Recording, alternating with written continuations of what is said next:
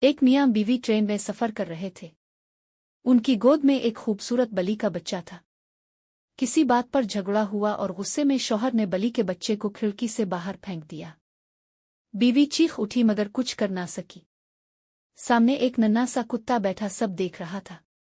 اس کے ننھے دل میں ایک عجیب سی ہلچل مچی، جیسے اس نے طے کر لیا کہ اسے بچانے کی ذمہ داری اب اس پر ہے۔ وہ تیزی سے دوڑا، جست لگائی اور گرتے بچے کو قابو کر لیا۔ اسے گود میں اٹھایا اور اپنے ٹھکانے پر لے آیا۔ رات کا وقت تھا، بلی کا بچہ کانپ رہا تھا۔ چھوٹے کتے نے ادھر الفادیر دیکھا اور کہیں سے دودھ کا بندوبست کر لیا۔ پیار سے بلی کو کھلایا، نرمی سے اس کے لیے نرم بستر تیار کیا اور اسے سہارا دے کر سلا دیا۔